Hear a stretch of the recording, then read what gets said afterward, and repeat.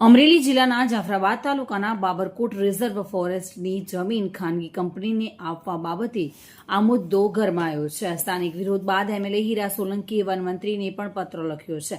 રાજુલા જાફરાબાદ ધારાસભ્ય હીરા સોલંકીએ વન અને પર્યાવરણ કેબિનેટ મંત્રી અર્જુન મોઢવાડિયાને પત્ર લખ્યો છે. સિંહોના સંવર્ધન મુદ્દે સરકાર કરોડો રૂપિયા ફાળવે છે.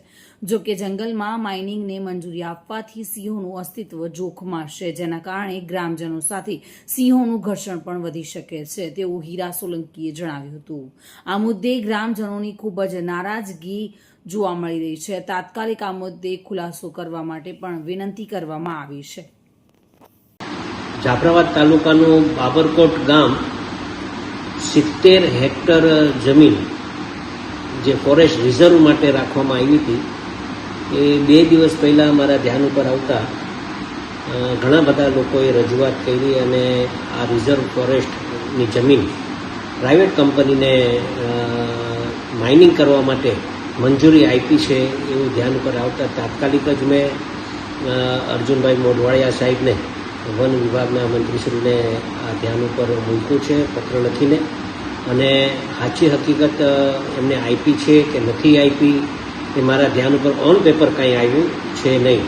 છતાં પણ જ્યારે આવું વાત આવી છે ત્યારે આ વિસ્તારમાં ઘણા બધા વન વિભાગના જેમ કે હાવજ, સિંહ અને અન્ય પ્રાણીઓ જે આ વિસ્તારમાં વસાવટ કરતા હોય, તો મારું પણ એવું માનવું છે કે તાત્કાલિક જ જો કદાચ આવું થયું હોય તો આવું ન થાય એના માટે પણ મેં સરકારશ્રીને એક પત્ર લખીને ધ્યાન ઉપર મૂક્યું છે.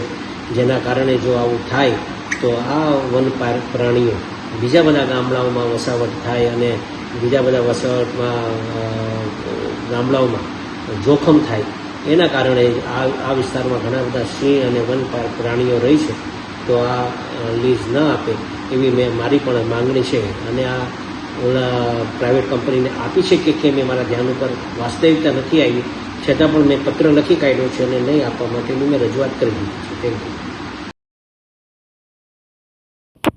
બાબુભાઈ વાઢેર સાથે bureau report, today Gujarati news.